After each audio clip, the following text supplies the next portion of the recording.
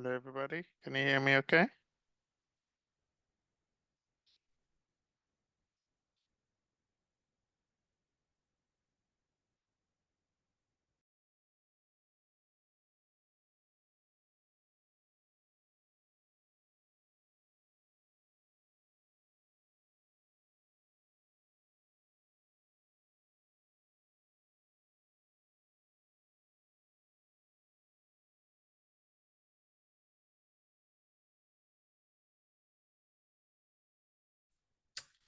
Hello, everybody. Pardon. Hello, hello. Jesus. Can you hear me okay? Good morning, everybody. Hello, hello. Hello, can you hear me? Okay, cool. Yes. Fine.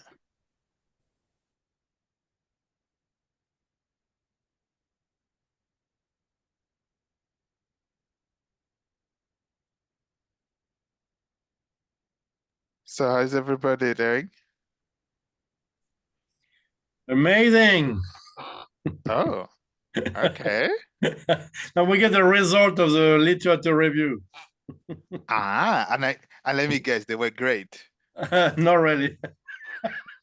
Okay. Tell me more. I'm very intrigued now. I mean, not bad, but I will share with you soon. I mean, whenever the good time.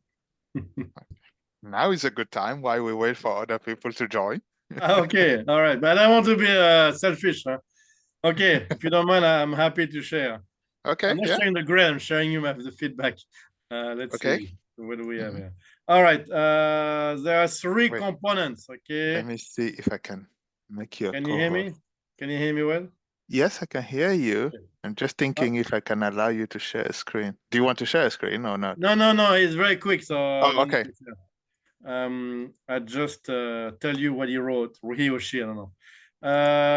Okay, so the managerial. I tell you about the thing I need to improve. Okay, the managerial aspect of the subject was recalled and should be better valued in future submissions. This is number one. I'm not fully sure what it means, but I guess based on my topic, I didn't really consider much about how the leadership feel about the Gen Z and hospitality. I'm presuming this is what they're referring to, possibly. Okay. Can I continue, if you don't mind? Next, where scores the list, actually. The main resource question could be, what are the main factors that influence the perception of Gen Z for work in the hospitality sector? Secondary question can be reduced to 2 or 3, no more, which are, what are the factors that can positively influence the perception of Gen Z toward the hotel sector? What are the factors that can negatively influence the perception of Gen Z toward the hotel sector? The factor tested can be the following: job satisfaction, flexibility, career opportunity, technical effect, cultural dimension, etc. And question number 3, the literary review is concise, but should be supplemented with illustrations and graphs so a student can demonstrate his or her ability to summarize. A lot reading will be needed to enhance the subject, which is very interesting. Voila. So what do you think? Well, it's an interesting feedback. I don't know what you mean for that, but okay, yes, it was. I think it's interesting, and I think it brings you a lot of laughter, so that's good. Yeah, well, technically we have another month to go to resubmit the revise. Yeah, I mean, the good news is that you got feedback. I definitely agree with Hashal. You've got feedback. Yeah. And it doesn't look particularly damning. So again, that's good news. So it allows you to move on to your next stage, that's how I would take it. Okay. Actually, I'm meeting my supervisor on the 13th. All right. I'm go kind of over curious this. if it's your supervisor who actually gives the feedback or if it goes to like a third party. I'm not sure, actually, to be honest. I'm still a bit confused on this part. I'm Right, not okay. really. I'm also I very will ask intrigued. her when I see her. I think Yeah, the research proposal it was her. I'm quite confident okay. on that. But this Yeah, part, I'm not sure. okay. I'm very intrigued. Do let me know. I But, also want to know. but maybe some other people can share the thing.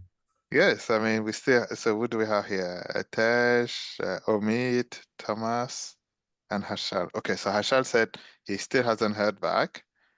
Ah, no problem.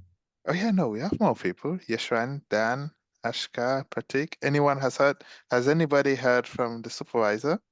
Okay, so Thomas hasn't heard back from the supervisor. Yeshwan not as well. So David, it looks like you're ahead of the pack here. No, I know like Darius received, he got a good score. And many, I don't know about the other one, but So you have to uh, share the secret sauce with us, you know. Oh, Ashka received the feedback as well. no, I'm Ashka, do saying you many want? of them, not only one. I mean, I know people received. Okay, Ashka, do you want to share? Yeah, I am I audible? Yes, please.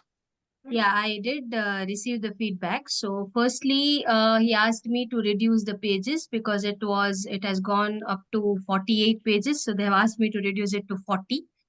And secondly, I've got a feedback saying that because my basically I'm working on accounts and finance and on the criticisms of EBITDA.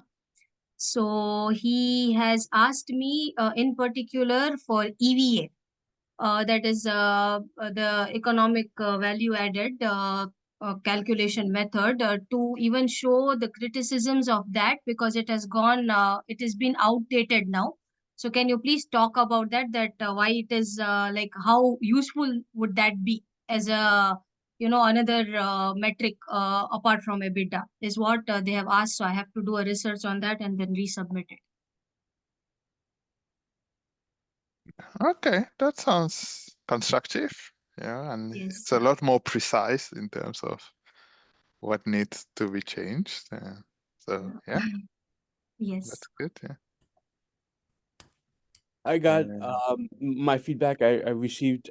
It says good, good, good. That's it. That's all it says. It doesn't say- it just says good, good, good. And then I'm like, what? So I'm like, why is my score so low? I should have received like a perfect score. But it was said good. It said like it didn't say why I was missing certain things. So I was a little upset. So I felt like, I was like, should I resubmit? Should I add more pages and resubmit? I want to be able to, elaborate more. So I said, you know what, I'm going to work better, work harder, and stuff. So that's kind of where I'm at. okay, yeah. So I guess it's a new scale where good is probably the entry level, and then you have better, and then best, and then excellent. It's like good, better, better. It just says good topic, but doesn't say like I was short on the length a little bit. So that's maybe no. I was I was like right at where what this my supervisor said the length should be. And then maybe I was missing a few things, but it just says good. It didn't say like what I was missing. Yeah, okay. So let me check in the chat. So Dan, I've communicated with my supervisor, but upgrade is still as an even customized surgery, guys. But upgrade is horrible. Okay, I'm going to keep quiet here because it's recorded. So, but yeah, I totally understand how you feel. It's a shame, Dan. Probably David should be like a student rep and champion all your rights, you know. Omid. Okay, so Omid got also the feedback. And Dan said still doesn't have the response. Oh yeah, of course, yeah. If you did even get it for the topic, then yeah, for a literature review, that wouldn't show up. Okay. Interesting. And next time I have a chat with them, I will tell them that some students haven't received it, but I guess they are already aware of that. That should be fixed now. Okay, fine.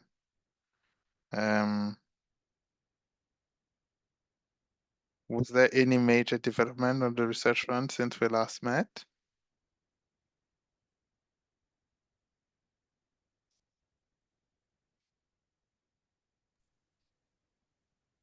No? Actually, to be honest, I'm interested to talk about the research design, not so much about the research proposal. I think we all already pretty much done with that.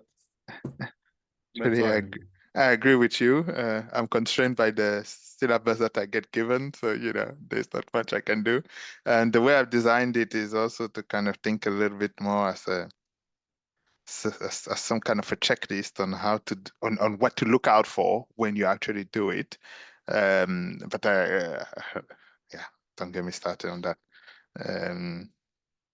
Yeah, I definitely agree with you on that one.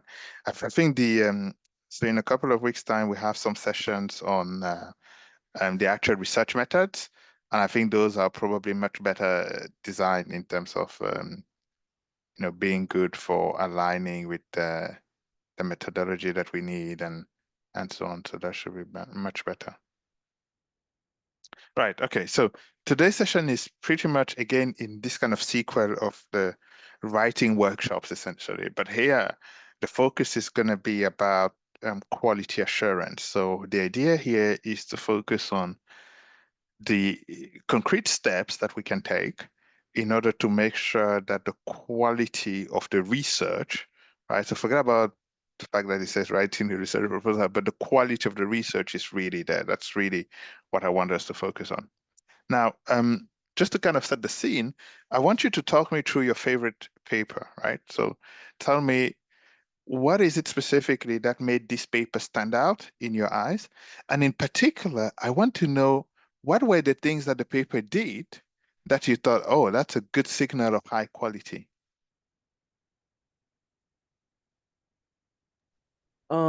Certain papers are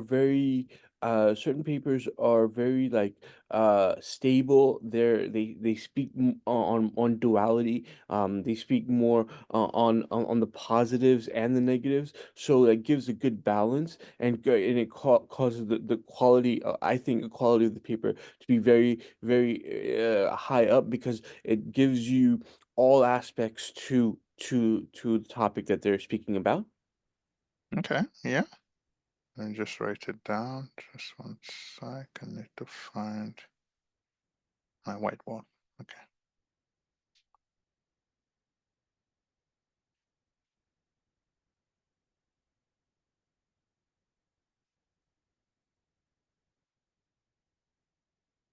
Okay, yeah. So we're talking about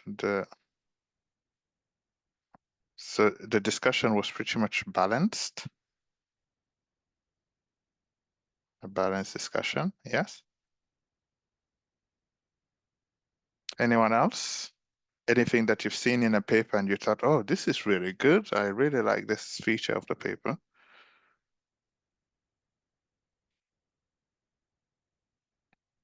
I mean, we say in English, you don't go around the bush. I think people go straight to the point. They're not.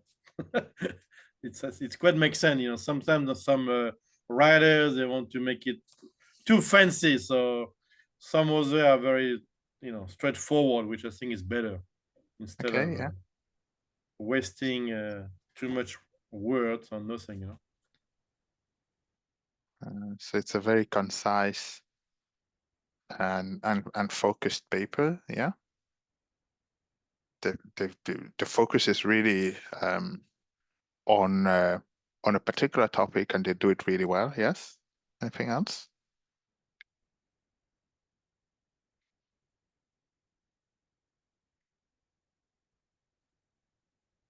You could tell, like, the reader or the writer went through like a whole journey to write it, meaning they had to go through a lot to be able to write it. So that's what made the paper great.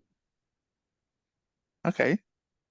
So it feels very polished, yes. Very polished output, yeah. It's a very interesting point that you make here. So most people don't have the ability to identify that a paper has been super polished, right? So most people don't have that skill set. And when you start writing documents, then you definitely start to appreciate when you see a document that is super polished, right? Because you know how much effort it takes you, right? So I mean, for most of my papers, I probably spend a whole year where every week I'm doing one round of polishing of the paper. And by the time you get to week 52, it looks like a different paper, right? It's a game of inches for every round. And in the end, it really compounds. Okay, so anything else? Anything that you notice in terms of the analysis of the paper? Any good practice that they do? Anything?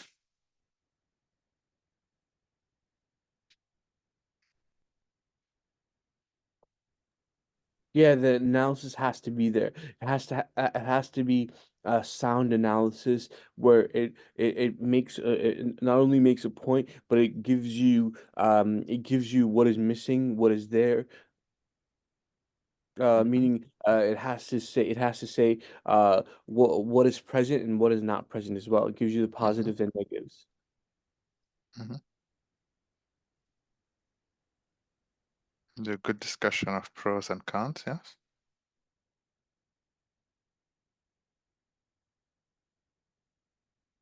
Mm-hmm. And then generally, you might also see that they do a lot of robustness checks to kind of convince the reader that this result is real, right? It's not just an artifact of the actual methodology, but if you were to do it in various different ways that seem reasonable, then you would also get pretty much the same result. So it's really useful to think about. Okay, cool. I really love all of your answers here. I like them also because they're going to make today's session much easier for me to deliver, right? So my objective today is pretty straightforward. I want to talk about um, the way that we might be able to signal quality, right? And in particular, I'm going to look at each of the blocks of your thesis, right? And I'm going to tell you what are questions that you should ask yourself by the time you finish writing your own chapter, right?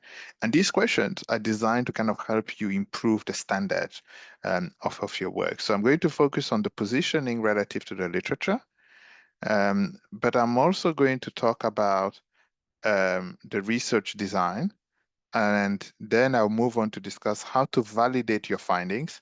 And finally, I'll talk about the way we interpret the results. Then I'm going to talk about ethical considerations. And so here I'm going to talk about things such as, consent and ethics approval form. But I'm also going to give you an example of what can go wrong if you behave in an unethical way whenever you do research, right? So hopefully you kind of get the good and the bad bits of the ethics. Right. Do we have any question up to this point? Doctor, but when you're looking at various mechanisms, what does mechanism entail? Does it entail does it entail the actual functioning of the paper or the idea in and of itself? Right. Okay. So by mechanism here, what I'm thinking about is basically small steps that you can take to make sure that your work is actually of very high quality. Okay. So it's a very concrete, tangible steps that you could take. That should become clearer as I progress with today's session. So just hold on to that thought for a second, and then I'm sure it will be clarified in a couple of slides time. Sounds good. Thank you, doctor. Thank you. Okay. So what are the key blocks of your thesis? Tell me.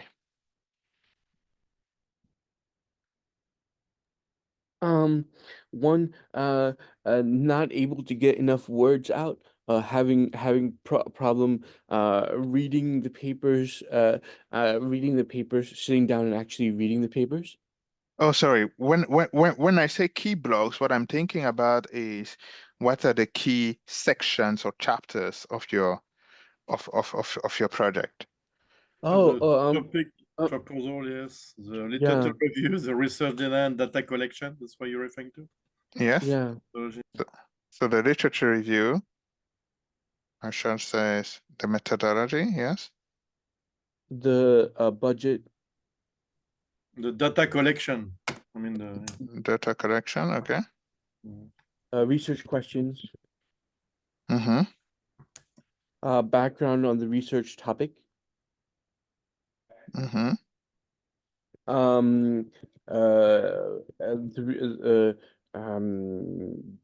What is that called? The reason for inductive or abductive approach. Okay, so that will be part of your methodology. Yes. Okay, I'm just checking the chat. Yeah, okay, cool. So roughly speaking, I mean, you're going to have your introduction where you're going to put your thesis in a big kind of context, right, and motivate the need for your research. And then you're going to have your literature review, which is going to give you an overview of what has been done in the literature up to this point.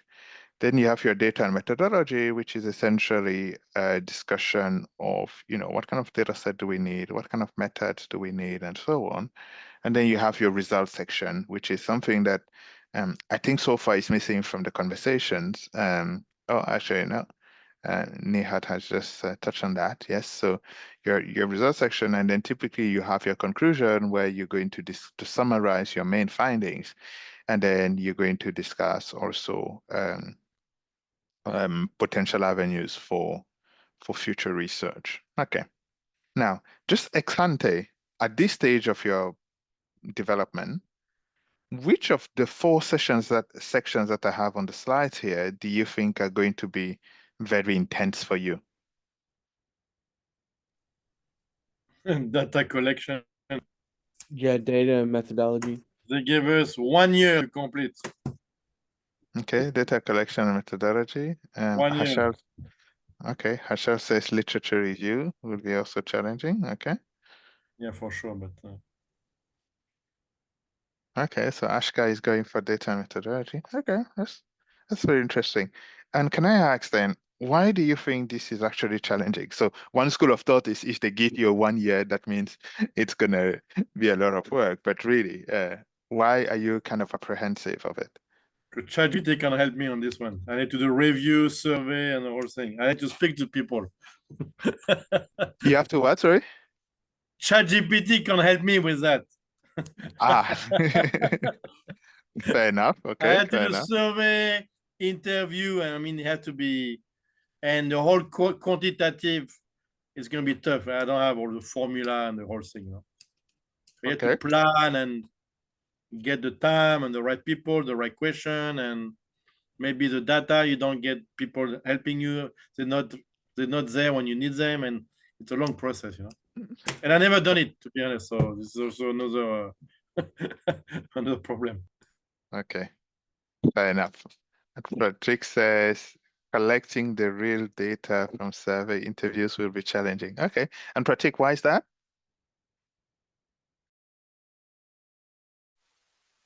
Because especially for interviews, people might not be available at the right time. They might skip on our interviews.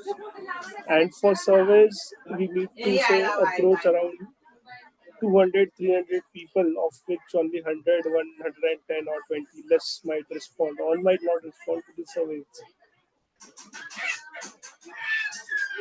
Okay, brilliant. Thank you. Yes, so that's really good because it actually leads me to this idea of planning the different components, right? So these are 4 big blocks. I think that you're right to worry about the literature review, the data and methodology.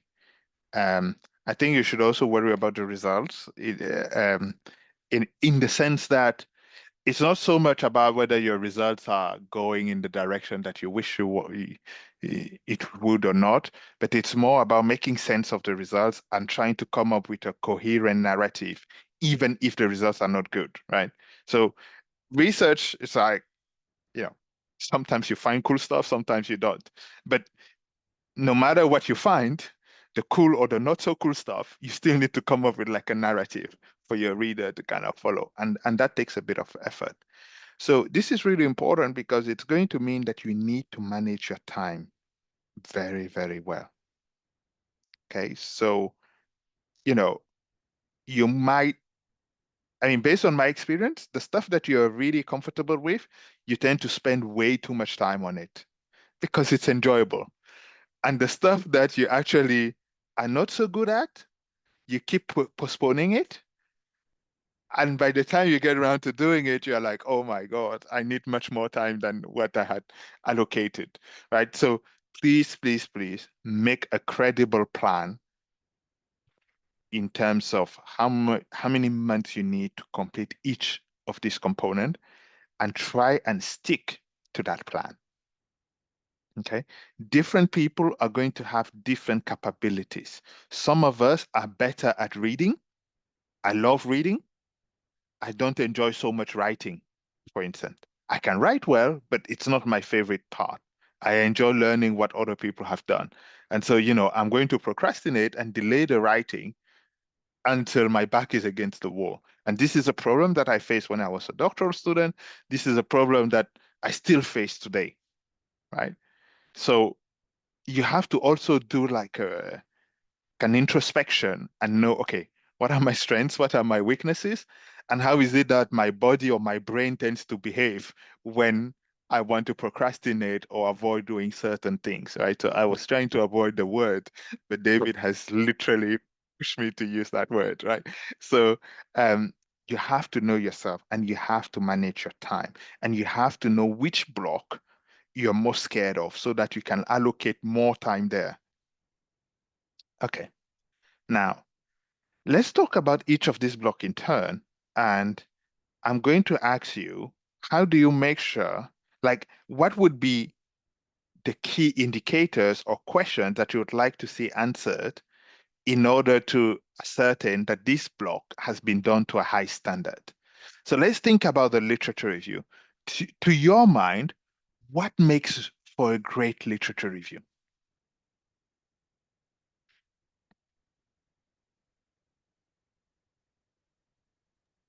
Um, the great literature review, I would say, is maybe establishing solid papers, working with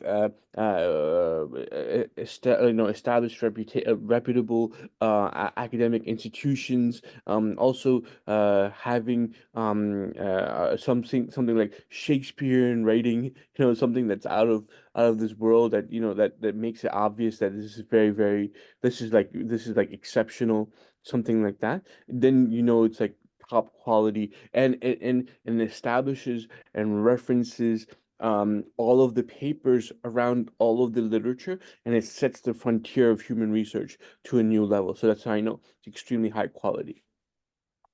Maybe. I have no idea. Okay, thank you very much, Tash. So it's really interesting what you say, right? So it has to be a solid paper, it's very reputable. Minihat and Hashal talk about the study being comprehensive and updated. I think that's really, really good. So I definitely agree with that. The bit about the writing style and the Shakespearean way of doing it, I'm not so convinced, in the sense that really, usually as an author, you want your paper to reach the broadest audience you possibly can. And so for that reason, you would probably try and write your paper in a way that it is accessible to most people. So you would try and avoid the Shakespearean style unless you really wanted to show to people that, you are in a higher league. But really, what you want to do is you want to communicate in simple ways. And it's actually a great skill to take a very complicated concept and try and kind of explain it in layman terms, right? So that's really important. Okay, so on the data and methodology, what do we think are good indicators that this is high quality data and methodology?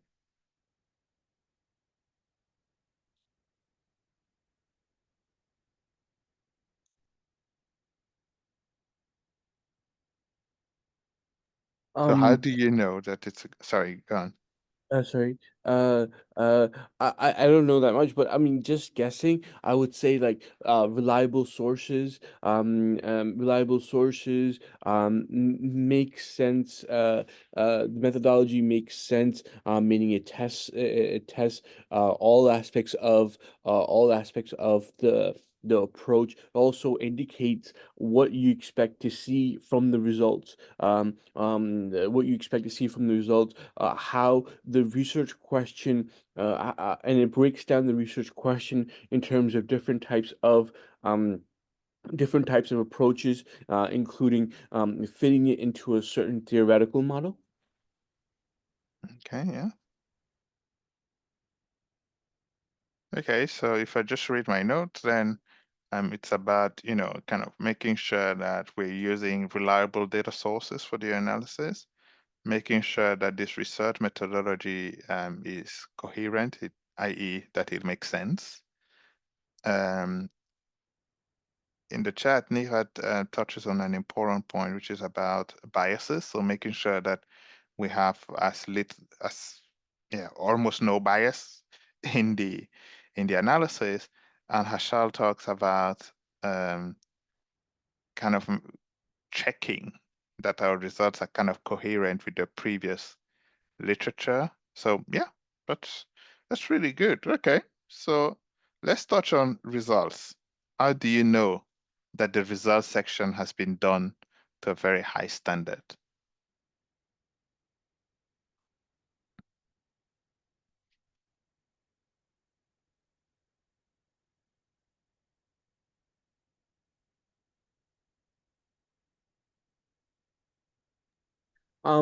It comes to a point.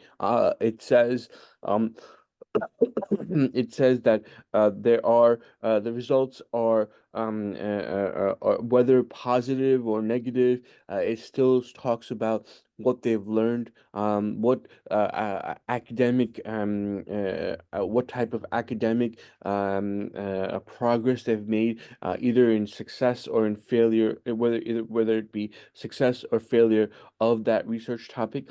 It also speaks heavily about it shows that the writer has made an effort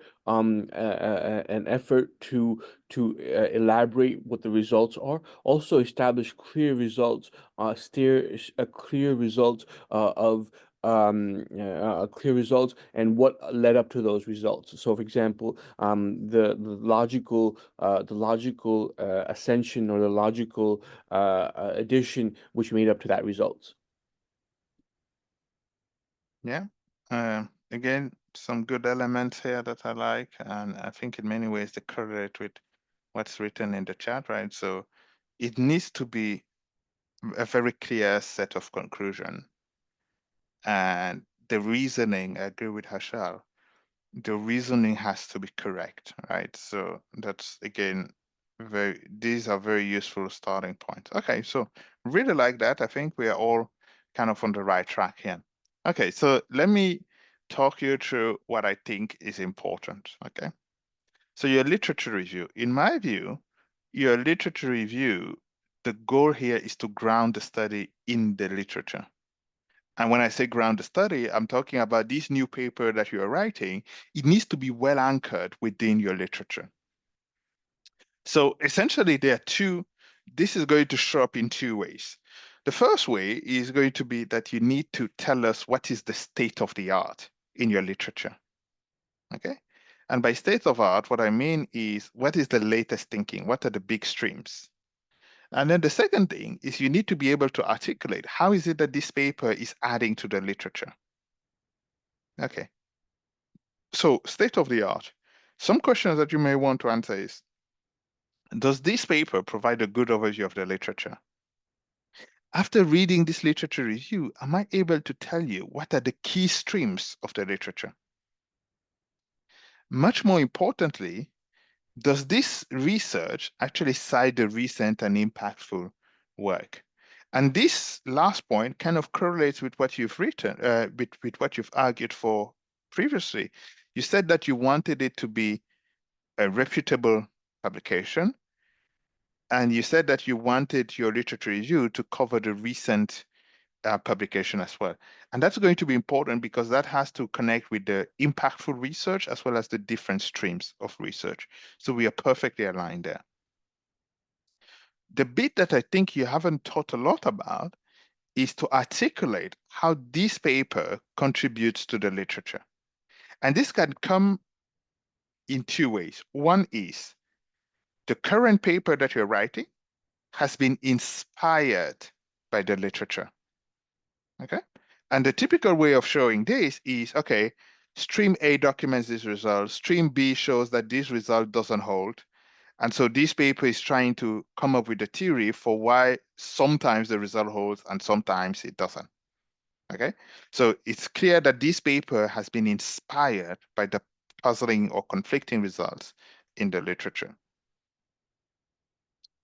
But the other way to do it is to show what is it that your research actually adds to the existing body of knowledge. So let me give you an example. Many papers show that there are trading strategies that work. Some papers argue that, well, once you account for trading costs, these trading strategies do not work. Okay, so there's a bit of a debate. What the current paper does is the current paper has trading data of different players. So the big institutions and the small players like myself. And with this data set, they're actually checking how is it that different market participants are trading. And it is clear why this paper is important. Well, it is important because the whole literature has shown that some trading strategies might or might not work, yet nobody has shown who is actually trading on these strategies. Does that make sense? So I can tell you that, okay, it is profitable to trade on Bitcoin or whatever. That's fine. But I still haven't told you who is actually earning that profit. That's an important contribution. Really, really important. Okay. So that was for the literature review. Now let's turn a little bit to the methodology and research design. The objective at this stage, in my view, the whole point of your data and methodology section is to allow a researcher like me to replicate your results. That's the whole point. So you have to write it in a way that the reader knows exactly what steps to follow in order to replicate your research. That's objective number one here. Objective number two is that you need to make a strong case in support of your current research design. There are many ways to set up the experiment. The question becomes, why did you set it up in this particular way and not the other way? And that has to be clear within your data and methodology section. Otherwise, the reader is going to have this weird suspicion that your results are kind of fragile, that you pick the research design that gives you this particular result. Okay, let's have a look. So the focus is going to be on data quality. And again, this is something that you touched on, right? So when I think it was Tesh who said, oh, we need to be sure that we have reliable sources. That's really important. So we need to answer the question, where is this data set actually coming from? Additionally, in my view, we need to talk about what cleaning filters we need to implement and why. That is key. Sometimes you would see researchers, they analyze a particular data set, they clean the data set, and yet they don't tell you how they clean it.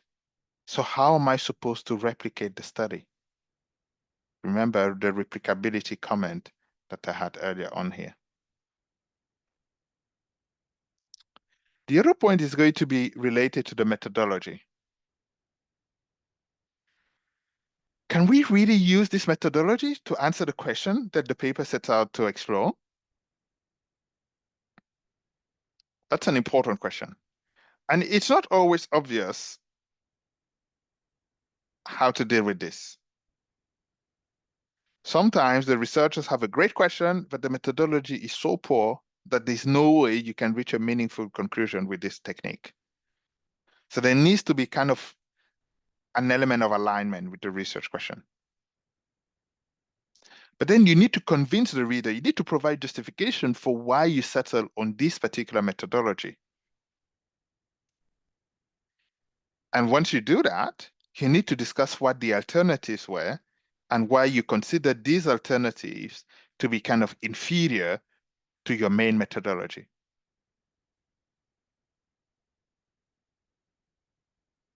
Finally, you need to think about whether this is the state of the art in the literature.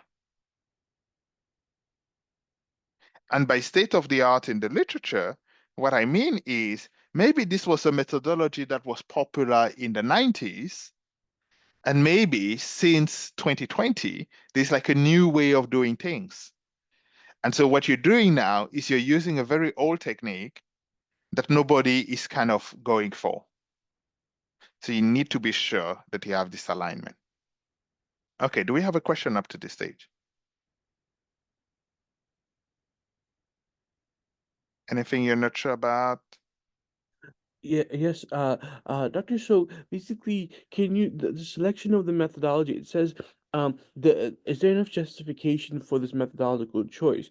But how do you establish a justification of methodological choice, and how do you establish alternative options? You have to say, okay, this is this choice, this is why, but and any other alternative choices are not good because of this.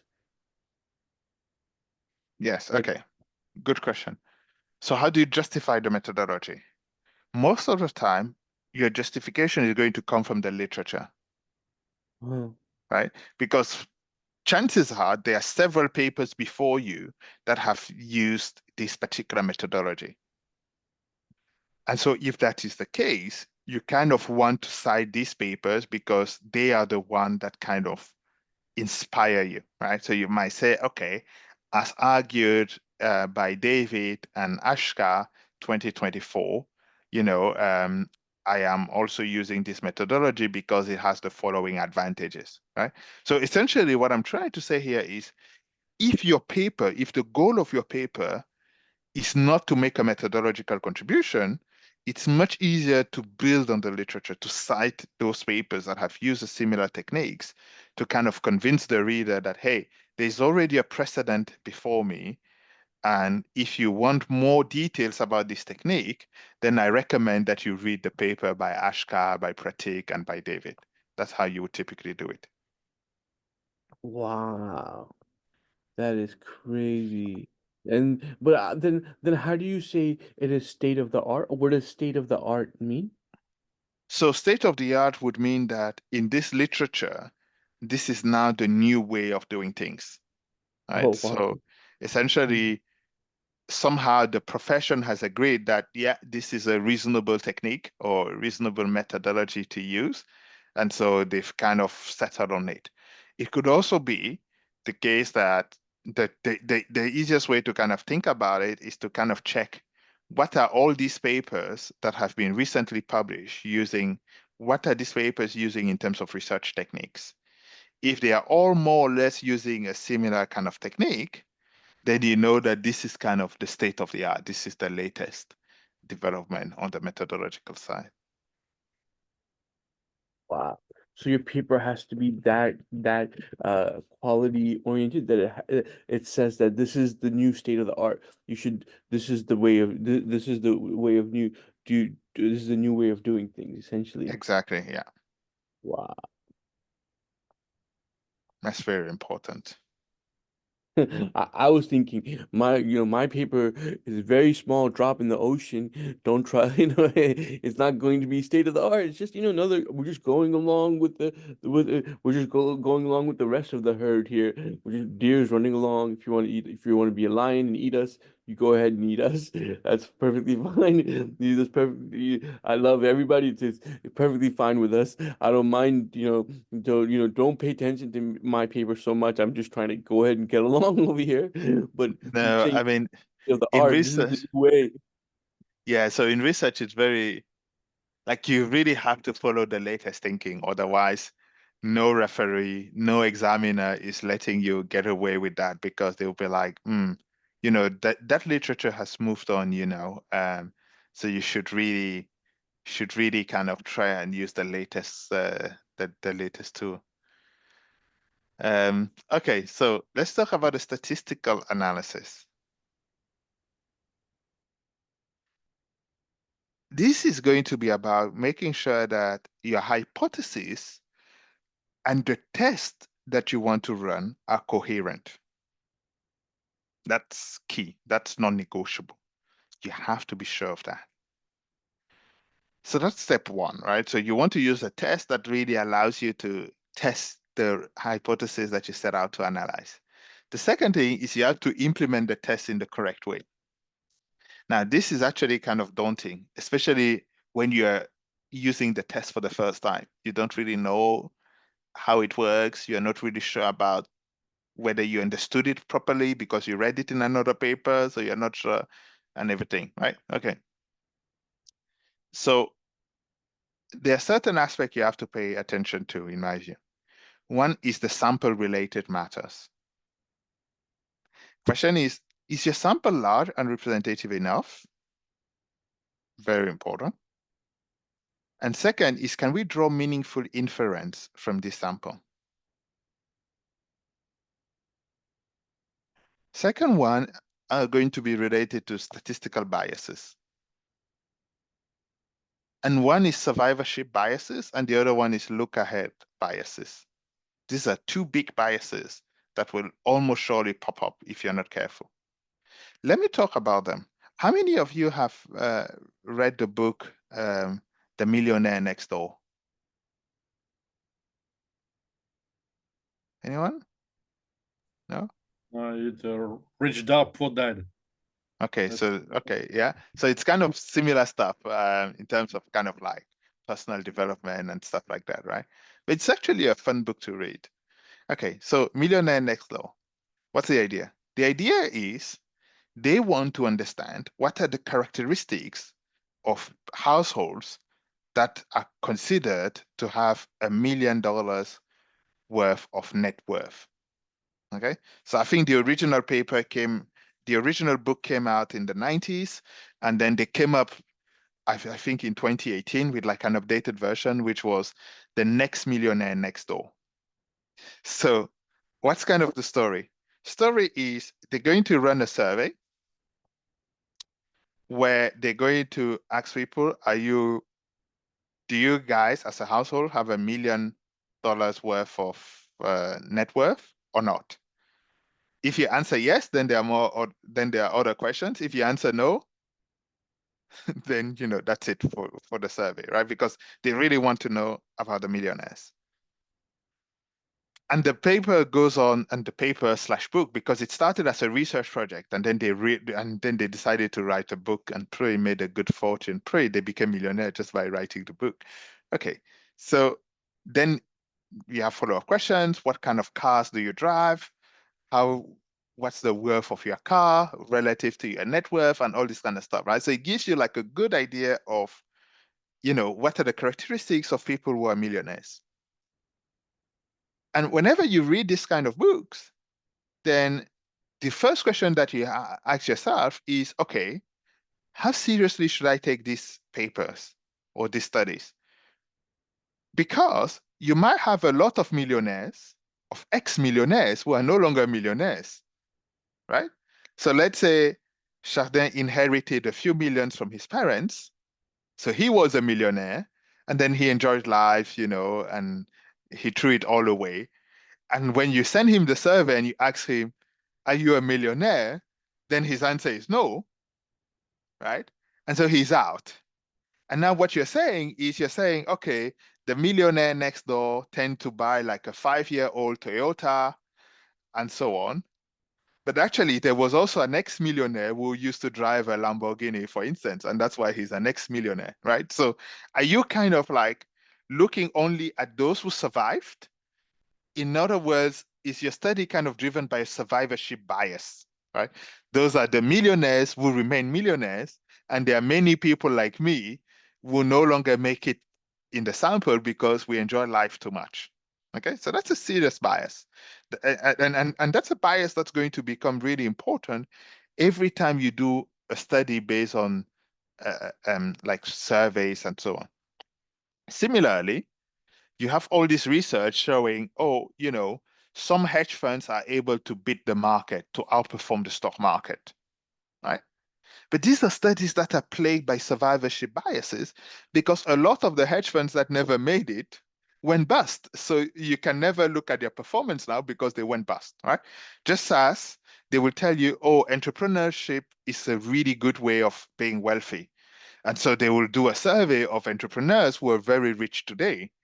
But what they do not tell you is that in your day-to-day life, classmates, family members who actually quit their job to become entrepreneurs and who actually never ever made it, right? So there is an element of survivorship bias there that you have to be very, very mindful of whenever you do this type of research.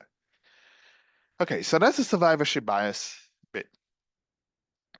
The look-ahead bias is also an important bias that tends to show up whenever you're trying to predict stuff. Okay, let's say you want to predict the stock market, and then you're coming up with a variable, and you say that in order to predict the stock market, so in order to know what the stock price will be tomorrow, you need to know what Elon Musk or Donald Trump will tweet about tomorrow. But there is an element of look ahead here in the sense that, or actually, let me give you an even more basic example. You want to predict returns, and you say that, okay, the macroeconomic data allows you to predict returns. Okay, so you have information about the macroeconomic for, let's say, the month of November, and you're trying to use that to predict the returns of December. Unfortunately for you, the macroeconomic data of November is also released in December because you have to wait for the whole month of November to finish so that the statistical agency is actually going to compile the data. So yes, it's going to tell you that this is the data for November, but the reality is that this data set is only available in December. So there is a bit of a look ahead bias there. Okay, so you have to be careful with this thing. Now, you have the last type of issue that I want to discuss is what I call distributional issues. And you have to be careful with this. Every time you do a statistical test, it's going to give you what we call the critical value. Right? So it's like when you go to an exam, you need to know what is the critical value, what is the pass rate, what is the score that you need to hit in order to be considered as a pass as opposed to a fail. Okay, so it's similar idea here. What's the critical value? These critical values are typically based on what we call the asymptotics. And by asymptotics, what we mean is that you have a very large sample. But most of the time, you're going to do your research with a small sample. And now the question is whether the critical values of your small sample should be the same as for your large sample. And that's something we'll be discussing in a couple of sessions' time. And chances are you might have to do simulation methods if you need to.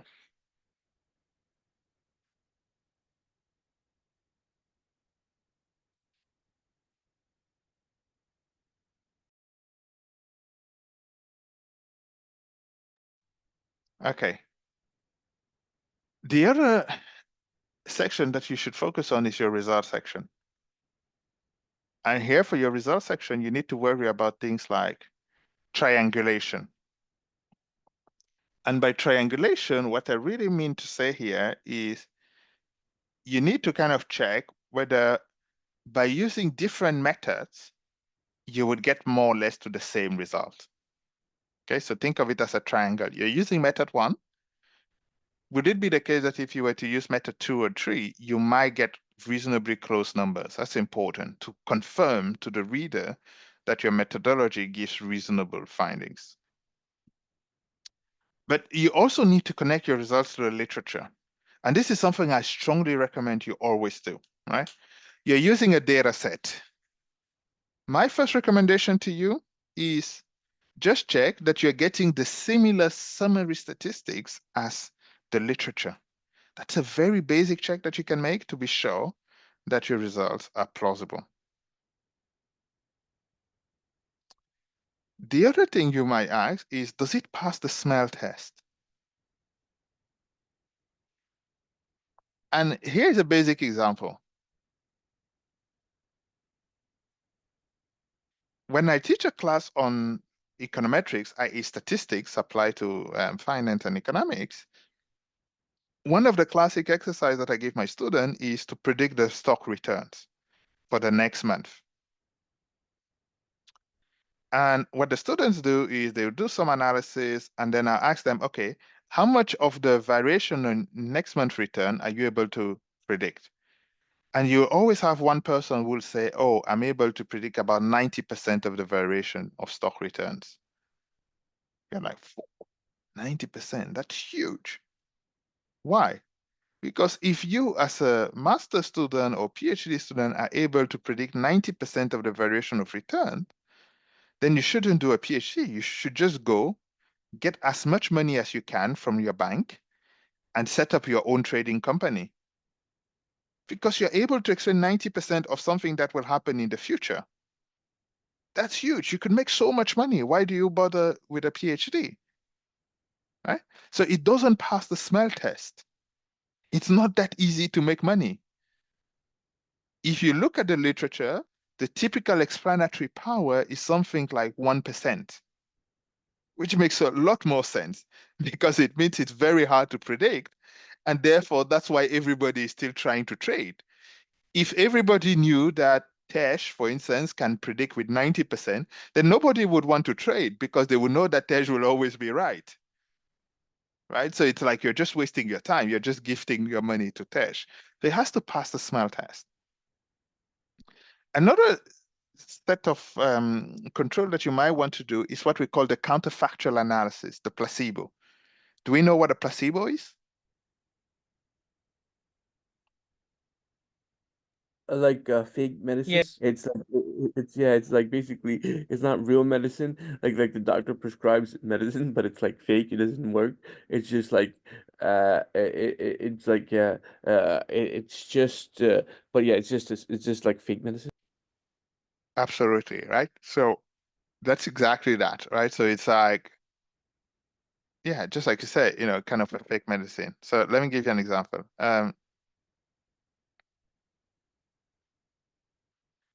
Many months ago, or many years ago, there was a football tournament. And then you had this player, Cristiano Ronaldo, who went to a press conference, and there were many bottles in front of Cristiano.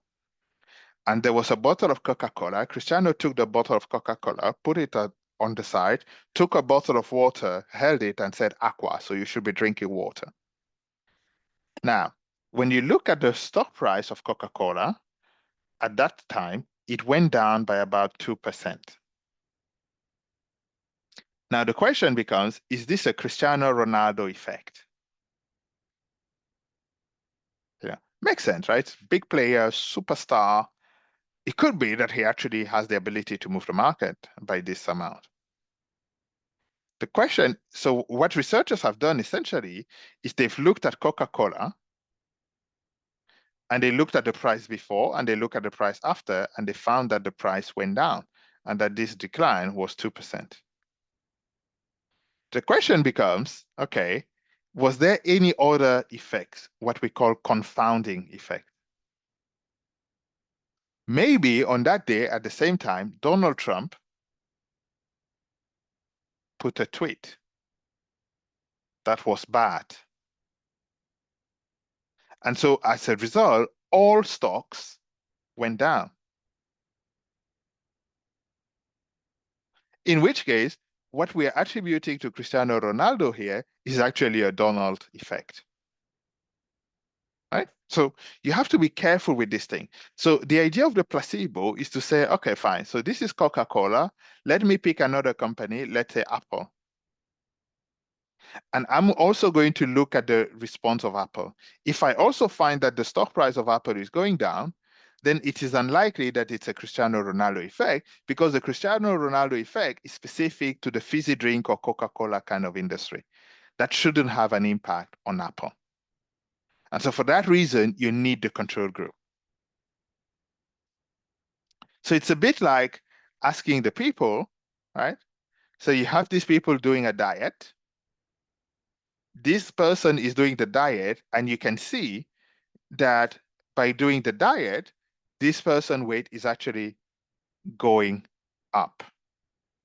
And you're like, whoa, that's a crazy result, right? You're going on a diet, and yet your weight is actually going up. And you can imagine the headline. Recent research shows that going on the diet makes you gain weight. That's front news of a trash newspaper. The question that you have as a researcher is, that's a strange finding. What's happening? Now, what you do is you do a control experiment where you look at Chardin, who is not on a diet, and you say, what's happening to the weight of Chardin at around the same time? And you find that the weight of Chardin is actually shooting up like this, right? The person doing the diet has this trajectory. It's going up, but it's going up less than what Chardin is experimenting. So what's the story? The story is simple. It was lockdown. Everybody is at home, so nobody is exercising, right? So you're not burning calories. The person doing the diet is at least consuming less calories than Chardin, who is just expanding exponentially because he's eating as normal. He's not doing any exercise. He's not walking to the office. He's not going to the gym. And so that's why his weight is going up tremendously. And so the conclusion of the study is kind of biased, because if you do a control group, you will find that compared to the person who is not dieting, right, the person who is going on a diet has a weight that increases at a slower pace than if the person was not going on a diet. So that's really important, this idea of a control group. Does that make sense so far? I'm totally lost. So basically, I think that the diet person and Dr. Chardin is are going to be equal weight, which is probably wrong, right? No, they're not equal weight, right? So Chardin actually gains more weight than the person who is going on a diet, because the person going on a diet is restricting the calories intake, whereas Chardin is still eating its normal kind of allowance, but it's still not moving at all. So, then the weight increase is sharper there than for the person who is going on a diet. Oh my Lord. So are you going to be fat? Oh yeah, I am. I've Oh already no. crossed that line a long time ago. No. You're not gonna, you're gonna be okay. You're gonna be That's part of the New Year's resolution. Okay. Oh, to the gym. Oh man. So the last thing you want to do about the result is you want to be sure that you have a rationale for the findings. A lot of papers that you read, the papers that are not so great, a lot of these papers are a lot of these papers are just describing the results, but they still don't tell you the intuition behind the findings. And that's really key, the intuition. So it is important that you come up with a narrative, with an economic mechanism, so that the reader remembers the intuition behind your result, right? It's much easier if you explain the intuition rather than just describe the facts. Okay, let me give you a practical example here. So I went back to our old topic, right? What drives big moves in national stock markets? And the usual school of thought is that it's all about the news. What kind of news? Well, maybe news about the profitability, maybe it's about news regarding kind of the discount rate, right? So the kind of returns that you would want as an investor. If this is true, then you should observe very important information around the moves. We all agree on that. And now the question becomes, what are the news items about? Are they about cash, or are they about required rate of returns? And the other question is, what type of news are going to trigger these events? Is it macro news? Is it political news? Is it a natural disaster, i.e. like a flooding or an earthquake news? Or is it a war or conflict resolution? So the idea here would be to locate and read the next day article. Right? So you have news articles, they're going to come up with the press. And what you need to do is you need to read the article and you need to ask yourself, what are the causes? How clear are these causes? And what are the geographical sources of this news? So the goal here is you want to code the journalist explanation. And when I say code here, I'm not talking about writing a computer code. I'm saying, you read the press and then you come up with your own kind of judgment as to what is the cause. So the authors here are going to use a team of research assistants. They're going to ask them to classify the reason into 17 categories. And they have to code the confidence with which the journal advances the explanation and to note the ease or difficulty of coding the article. So here are the 17 categories. Could be macro news, could be corporate earnings news, could be a war, interest rate news, government spending, commodities. So you have like a broad range of categories, including a no explanation category.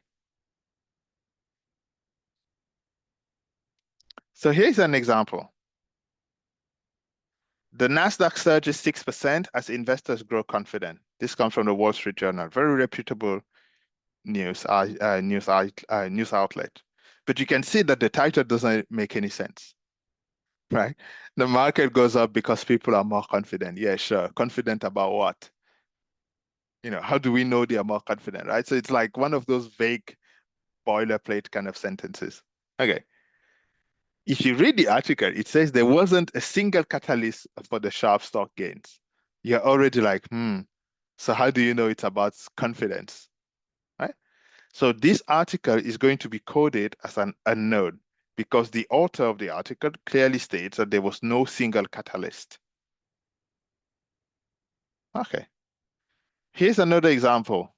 In 2002, recession fears sent the blue chips down. It says that the stock market latest obsession pushed the market down by more than 3%. And then in the article, it starts to talk about the Federal Reserve chairman. So you get this idea of macroeconomic outlook and so on.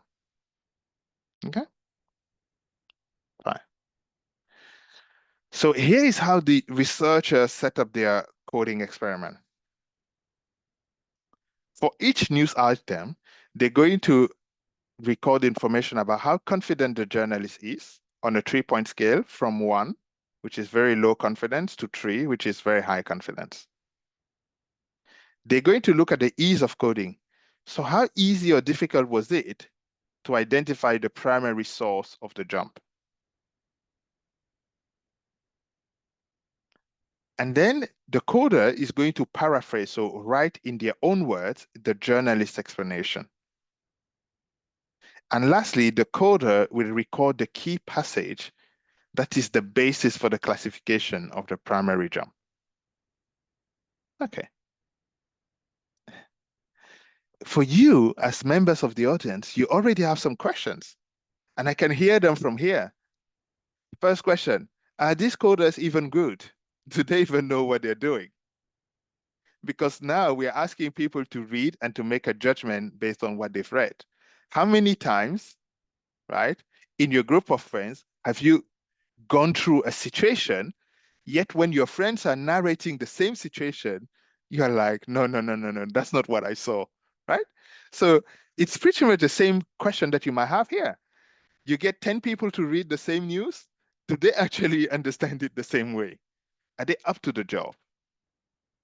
So before starting the coding assignment, the researchers asked them to carefully read a coding guide that they've written. Then the coders have to undergo a half-day training session. Okay, that's not easy. And then the coders have to code 50 Wall Street Journal articles over the next 3 days. But these articles have already been coded by the main authors. And so the main authors are using this as a test to see if the coders are getting to the same result as the main authors, right? If they fail this test, then you kind of fire the coders because you're like, okay, the bit that I've coded myself, we cannot even agree on this. So, please, okay? The next question you have is, okay, how do we ensure that there's some kind of integrity in the coding? And what do I mean by integrity? What I mean is, how do we make sure that the coders agree for all the other articles, right? Because I did the test on the first 50, but what about the rest? They say that each author undertakes a cross-validation exercise with 9.1 coders. So you have close to 10 coders who are reading the same article, and we're going to confirm that they reach an agreement. Specifically, after all the articles are read, we're going to look at the days where the coders disagreed about the causes of the market movement. And then we're going to get to the next stage, which is how do we deal with the disagreements?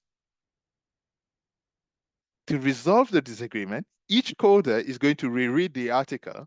Maybe there was decision fatigue, you're reading 100 articles, at some point you get tired, right? So, okay, take a break, reread it, and let's check if you still come up with that same code. Most disagreements were easily resolved as a coder may have misread an article or misapplied the guideline. That's fine, can happen. For articles that still produce a disagreement, right? Additional articles in the same newspaper were obtained to seek clarity. After these steps were taken, some coders still disagreed, and in which case, we just say that the coders agree to disagree. Okay. So why did I pick this as a practical example for you? I picked it up because A, it provides a simple methodology to identify the news that create the jumps. But much more importantly, these authors have thought a lot about the robustness checks of their research, right? They are not just doing the test for the sake of doing the test. They are actually thinking a lot about, okay, what happens when they disagree? How do we deal with the disagreement? And how do we kind of provide external validity? And this is how I want you to write your methodology section, to think about all the things that could go wrong and to try and discuss them already within your paper. It's very important. Okay. I want to talk about ethics. Some of your research, and we will discuss this in more details in the coming weeks, are going to involve participants, so interviews, focus groups, kind of conversation. For each of these types of research, we need to have consent, right? So if I'm going to do a focus group conversation with Ashka and Pratik, I need to have their consent. And this consent has to be informed and voluntary, meaning that I need to give them information about the research. I need to tell them how the data will be stored and used. And I need to advise them of their right to withdraw from the research at any point in time with no reprisal. It is their right to do that, and nothing bad will happen to them. Finally, you must be sure that you have written consent. You need to have evidence that these people have given you their consent. Otherwise, it's not going to be good. Okay. Are we clear up to this stage? Yeah. Doctor, what are the major breaks in ethical breaks that you have? Like, do you say that you have to ensure the protection of your research participants as well? in cases where what they're saying is something that could potentially put their lives at risk, you would need to confirm that their anonymity and everything is kind of secured and guaranteed, right? So there you would have to take reasonable steps. And I think probably for these kind of cases, the school might actually be very, very careful about it because it could have huge implications for the participants as well. Okay, so sorry, Ben. No, got it. Thank you. Okay. Just like, sorry, doctor, like it would be like, like whether it's informed consent or being able to, like assess different environments. Like, for example, if it's secondary research, then do you have to do informed consent as well? No, right? No. If it's secondary data, you don't need any kind of informed consent now. Okay, thank you.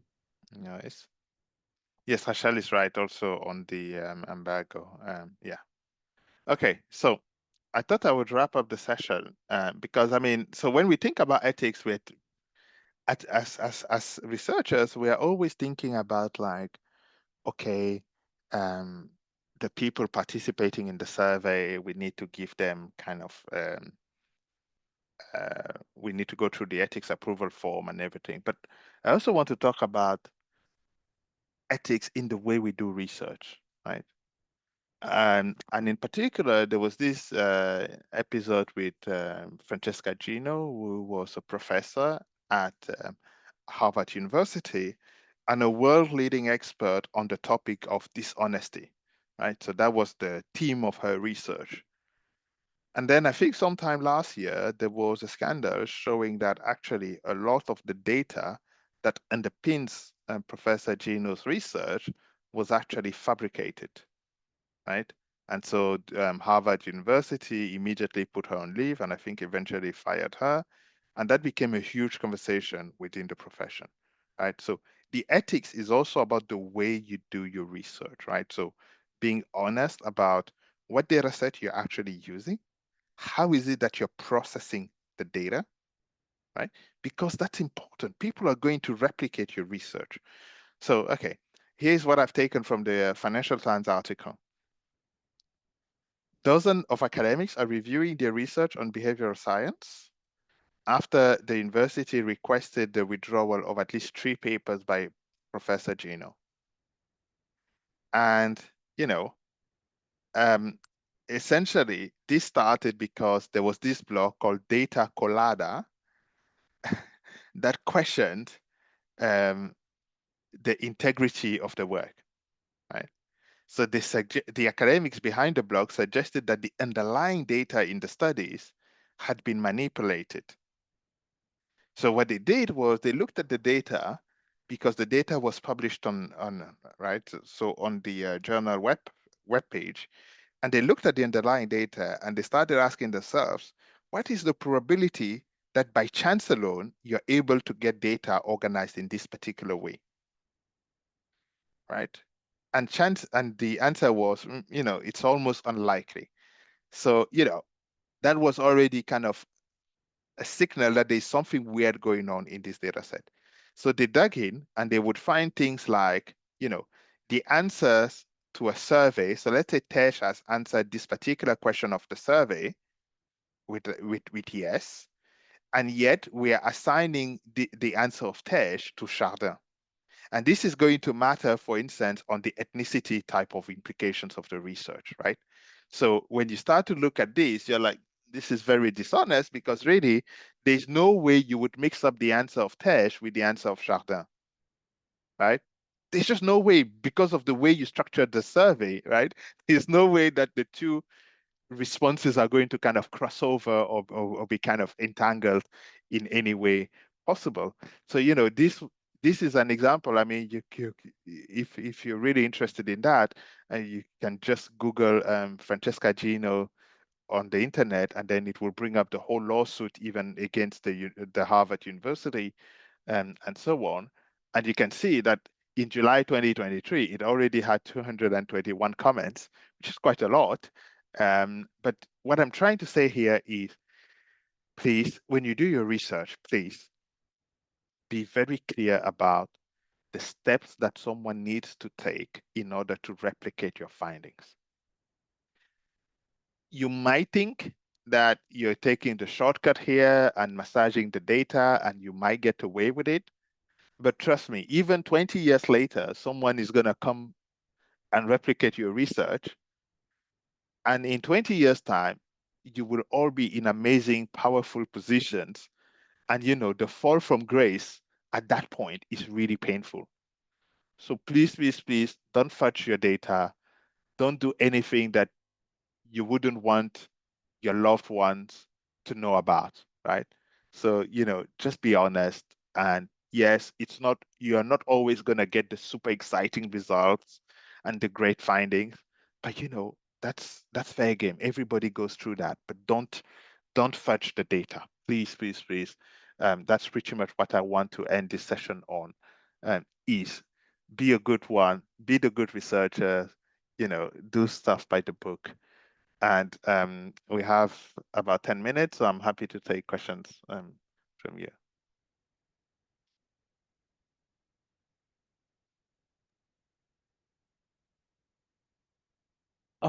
Doctor, thank you. The question was, what is survivorship biases, or like, how did you tell? Like, so does that, like, what is the difference between Dr. Chardon being a millionaire and like Dr. Chardon being a millionaire and now he drives a 5-year-old Toyota, like Okay.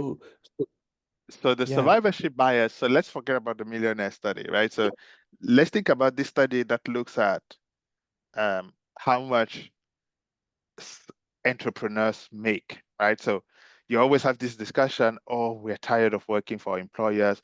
We should be an entrepreneur because we have Elon Musk, who is making so much money, and Jeff Bezos and Bill Gates and so on, right? So we should all be entrepreneurs. And I argue that this kind of thinking is subject to survivorship bias to the extent that we only look at the successful entrepreneurs. We do not know about those entrepreneurs, those people who quitted their jobs, launched businesses and failed and went even bankrupt, right? So essentially, all the results are kind of skewed in the direction of those who survived, those who are kind of this kind of survival of the entrepreneurship game, right? And the same thing for the millionaire kind of studies, right? We are only looking at those millionaires who say today that they are millionaires, right? We do not include all those millionaires, all those ex-millionaires, people who were millionaires at one point in their life, and actually through alcohol or, whatever vice in life they actually succumb to, kind of fell from the millionaire bracket to kind of the ordinary uh, kind of range, right? So that's kind of the whole point about survivorship bias. Okay, so for example, survivorship bias says that you only pay attention to the positive results, like the people that who made it, but not to the people who failed or anything like that. Exactly, yeah. Oh, Yeah. thank you, doctor. I appreciate those. So wonderful of you. Also, looking for how does one go about setting the state of art in the literature, the state of the art in a topic? Like, if, for example, not just being like your research topic, not just being just by wayside, but state of the art essentially. Yeah, so to do that, it's a lot of reading. And by reading, what I really mean here is you have to read a lot and you need to understand what is the latest thinking in that literature, right? Mhm. It's pure sweat, you have to read a lot and think about, okay, what is it that the literature agrees on in terms of knowledge, right? So what do we know from this literature, and nobody quibbles with that particular finding. What does that literature agree on? And then, but do you say that once you have the latest thinking in that literature and reading, then you set that then you say that this is the way, essentially the way on which we would do our literature, and should be the state of art going forward? No, you would probably write it more along the lines of, it is now established. This is now established in this literature, right? Because then by writing like that, you're kind of saying, okay, this is the state of the art. This is what we currently know about this literature. Oh, this is the state of the art. So basically, this is what we know. This is what we're changing. But how do, like, for example, like if you don't pay attention to the ball, and say the referee is going to say, "Oh, you're now too old." Like, if like I'm afraid of getting old. So if I get old in 5 years, I get old and don't pay attention, the referee's gonna throw our paper out. He's gonna give us a red card right off the field even before we enter. Yeah. So then what to do? Like, how to make sure our research is relevant? You have to read and keep reading. Oh, you have to stay You abreast have of to the stay. right? Absolutely, absolutely. You have to keep up with the literature, and you know, I mean, take your favorite journal, right? So the top journal. Uh-huh. Acceptance rate is something like 6% at a top journal, right? So most of us are never going to make it at the top journal, which means the referees are just looking for an excuse to reject, right? So let's say you have a paper that is good. I have a paper that is equally good, but your reference is top 10 years before mine. You can only publish one of the two studies, right? So now you're rejected, not because your study is bad, but you're rejected because you became sloppy and didn't update your literature review, right? So you're giving the referee an excuse to reject you. And that's why I always say, you know, you have to aspire to be at the top of your game when you do research, because every detail, I mean, it's not a two-way conversation. Once the referee rejects you, you don't have the opportunity to go back and say, no, but look, I can add these references, and then would that be good enough? You know, I mean, it's a one-shot game, right? So you bring your best game, you put your best foot forward, and then if the referee likes it, it might say, okay, I'll give you a chance to revise. Otherwise, you're out. And that's it. And you have to move to the next journal. So you have to keep up with that literature. You have to keep up with that. You have to keep up with that literature. So, to establish that. Thank you, doctor. Thank you so much. Thank you. So, Hashal, if secondary data you get similarly found to be a fraud, would that affect our papers? Okay, Hashal, great question. And I think it happened in this setting, right? So, essentially, Francesca Gino wrote papers with other co-authors, and those other papers kind of relied on the same data set, right? And so, unfortunately, they also get kind of dragged in that mud. Unfortunately, there's nothing you can do there. You know, you're kind of hit. Yeah, there's really nothing you can do. Which is a shame, because some good people's career also got destroyed in the process.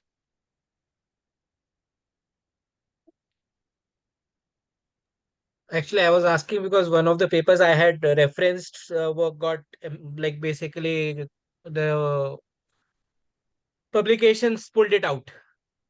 So now should I keep using the paper, or I just remove it from the references and remove the entire citation? I would probably remove if you're not convinced that it's a clean study. Yeah, but I don't know why the publication pulled it out. So like I'm not even sure. Like, but then it pulled it out. Like it's not no longer published. Yeah, I wouldn't use that. Okay, thanks. No worries. Okay, then. So that brings us to the end of today's session. So thanks very much for joining and for contributing. Really enjoy that. Enjoy the rest of your weekend. Thank you very much. Thank you. And I'll see you soon. Thank you, doctor. Thank you, doctors. Thank you.